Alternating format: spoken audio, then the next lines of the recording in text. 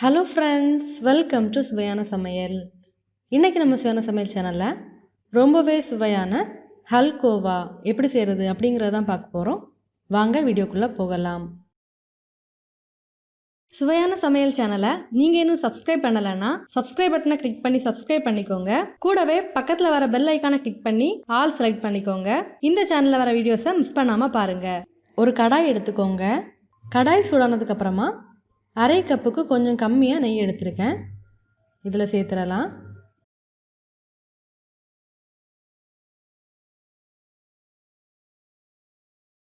நெய் நல்லா உருகி வந்ததுக்கு அப்புறமா ஒரு கப் மைதா மாவு சேர்த்துக்கோங்க. இந்த மைதாவில் இருக்கிற பச்சை வாசனை போகிற அளவுக்கு இதை நல்லா லோ ஃப்ளேமில் வச்சு நல்லா வறுத்து எடுத்துக்கோங்க. இந்த மாதிரி கட்டியாக இருந்தது அப்படின்னு அதை உடச்சி விட்டு நல்லா வறுத்து விட்டுக்கோங்க. இதில் இருக்கிற பச்சை வாசனை போகிற அளவுக்கு இதை நல்லா வறுத்தெடுத்தோம் அப்படின்னா தான் சாப்பிடும்போது ரொம்பவே நல்லாயிருக்கும். கிட்டத்தட்ட பார்த்திங்கன்னா உங்களுக்கு ஒரு 10 நிமிஷம் வரைக்கும் ஆகும் நல்லா வறுத்தெடுக்கிறதுக்கு. பாருங்கள், இதோட பச்சை வாசனை போகிற அளவுக்கு இதை நல்லாவே வறுத்தெடுத்தாச்சு. இப்போ இதில் மறுபடியும் 1 டேபிள் ஸ்பூன் நெய் சேர்த்துக்கோங்க. சேர்த்துட்டு நல்லா கலந்து விட்டுக்கோங்க.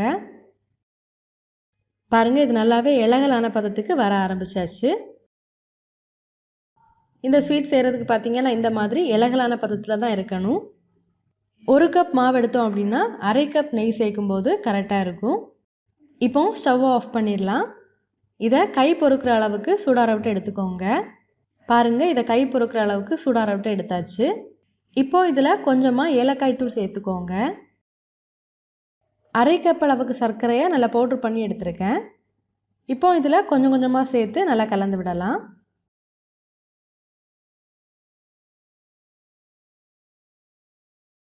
சர்க்கரையை மொத்தமாக சேர்த்துறாம உங்கள் இனிப்பு சுவைக்கேற்ப பார்த்து சேர்த்துக்கோங்க. இதில் தேவைப்பட்டால் கொஞ்சமாக நெய் சேர்த்து நல்லா கலந்து எடுத்துக்கோங்க.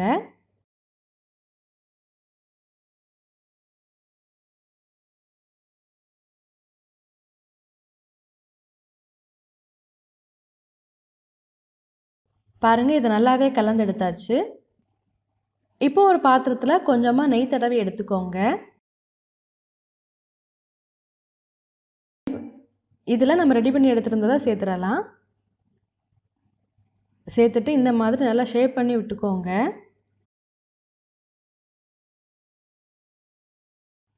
பாருங்கள், இதை நல்லாவே ஷேப் பண்ணி விட்டாச்சு. இப்போ இதை ஒரு 15லேருந்து 20 நிமிஷம் ஃப்ரீசரில் வச்சு நல்லா செட் ஆக விட்டு எடுத்துடலாம்.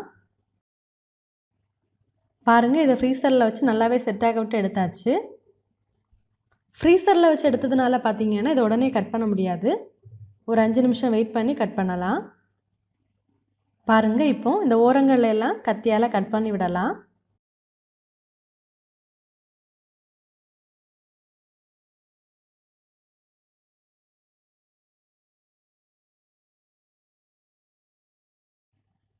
இப்போ இதை நம்ம கட் பண்ணலாம்.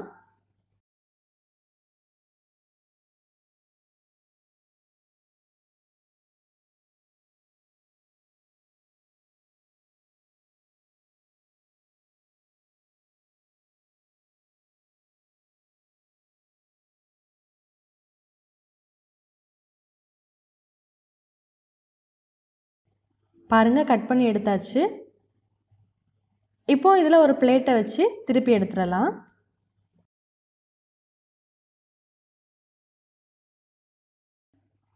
பாருங்கள், இது ரொம்பவே சாஃப்டாக இருக்குது. நம்மளோட சுவையான ஹல்கோவா ரெடி ஆகிடுச்சு. நீங்களும் இந்த மாதிரி செஞ்சு பாருங்கள். செஞ்சு பார்த்ததுக்கப்புறமா உங்கள் கமெண்ட்ஸை மறக்காமல் எங்களோட ஷேர் பண்ணுங்கள். இந்த வீடியோ உங்களுக்கு யூஸ்ஃபுல்லாக இருந்துச்சு அப்படின்னா உங்கள் நண்பர்களோட பகிர்ந்து கொள்ளுங்க. நீங்கள் இன்னும் சுவையான சமையல் சேனலை சப்ஸ்கிரைப் பண்ணலைன்னா மறக்காமல் சேனலை சப்ஸ்கிரைப் பண்ணிக்கோங்க. இந்த மாதிரி சுவையான ஒரு ரெசிபியோட நான் உங்களை சந்திக்கிறேன். அது வரைக்கும் சுவையாக சமைங்க, சுவையாக சாப்பிடுங்க. நன்றி.